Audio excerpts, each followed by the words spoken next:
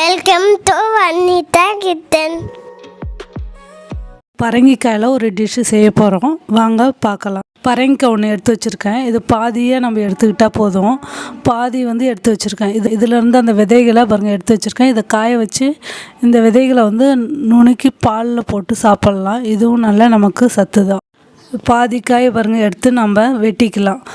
இது சின்ன சின்னதாக நம்ம வெட்டி நம்ம போட்டோம் அப்படின்னா குழண்டுடும். இதுமாரி கொஞ்சம் பெருசாக நம்ம நறுக்கிக்கலாம். ஸ்டவ்வில் வானலை வச்சு எண்ணெய் ஒரு 3 ஸ்பூன் ஊற்றிக்கலாம். எண்ணெய் சூடானோடனே கடுகு போடலாம். கடுகு பொரிஞ்ச உடனே வெள்ளை உளுந்து 1 ஸ்பூன் போட்டுக்கலாம். வெள்ளை உளுந்து கூட கடலப்பருப்பு நம்ம சேர்த்துக்கலாம். நான் இன்றைக்கி கடலப்பருப்பு போடலை. இது கூட ஜீரகம் ஒரு பிஞ்சு போட்டுக்கலாம். பெருங்காயத்தூள் ஒரு 1/4 ஸ்பூன் போட்டுக்கலாம். 2 காஞ்ச மிளகாய் கிள்ளி போட்டுக்கலாம். இப்போ கட் பண்ணி வச்சுருக்கிறேன் இந்த பரங்கிக்காயை இதில் வானல்லே போட்டு நல்லா கிண்டிக்கலாம். காயை ஒரு நிமிஷம் நல்லா கிளறி விட்டுட்டு இதுக்கு தேவையான அளவுக்கு உப்பு போட்டுக்கலாம். ஒரு 1/4 ஸ்பூன்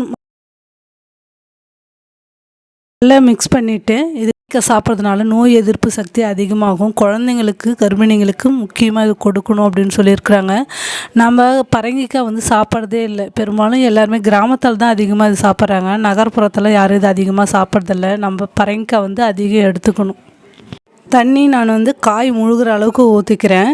ஏன்னா நான் பச்சடி இப்போ செய்ய போகிறதுனால காய் முழுகிற அளவுக்கு தண்ணி ஊற்றிக்கிறேன். சாப்பாட்டில் பிசைஞ்சு சாப்பிட்றவங்களா இருந்தால் இந்த அளவுக்கு தண்ணி ஊற்றிக்கலாம். இல்லை அப்படியே சாப்பிட்ற மாதிரி பொரியல் அப்படியே சாப்பிட்ற மாதிரி இருந்ததுன்னா அவங்க கொஞ்சம் தண்ணி கம்மியாக நல்லா கிளறி விட்டுட்டு ஒரு மூடி போட்டு மூடிடலாம். ஒரு 5 நிமிஷம் வேகட்டும். திறந்து பார்க்கலாம். ஒரு அரை வேக்காடு தான் வெந்திருக்குது. இதிலே கொஞ்சம் கருவேப்பிலையை போட்டு மூடி வச்சிடலாம். நிமிஷம் கழித்து பார்த்தப்ப பாருங்கள் இந்த அளவுக்கு வெந்திருக்குது. இந்த ரொம்ப குழண்டு வேகக்கூடாது. பரங்கிக்காவை நம்ம சாம்பாராவோ இல்லை குழம்பாவோ பொரியலாவோ நம்ம வாரத்தில் ஒரு தடவையாவது யூஸ் பண்ணால் நல்லாயிருக்கும். நிமிஷம் கழித்து பார்த்தப்ப பாருங்கள் இந்த அளவுக்கு வெந்திருக்குது. இந்த ரொம்ப குழண்டு வேகக்கூடாது. இந்த அளவுக்கு வெந்தால் போதும். இந்த டைமில் நம்ம வெல்லம் கொஞ்சம் நம்ம போட்டுக்கலாம். இனிப்புக்காக வெல்லம் போட்டுக்கலாம், சர்க்கரை போட்டுக்கலாம், எது வேணாலும் போட்டுக்கலாம். நான் வெல்லம் போட்டிருக்கிறேன். உங்களுக்கு எந்த அளவுக்கு தித்திப்பு வேணுமோ அந்த அளவுக்கு நம்ம வெல்லம் போட்டுக்கலாம். வெல்லம் போட்டு கரைஞ்ச உடனே ஒரு 2 திருப்பி இறக்கி வச்சிடலாம். பரங்கிக்காய் இனிப்பு பச்சடி ரெடி ஆயிடுச்சு. இது மாதிரி நீங்களும் செய்து சாப்பிட்டு பாருங்கள்.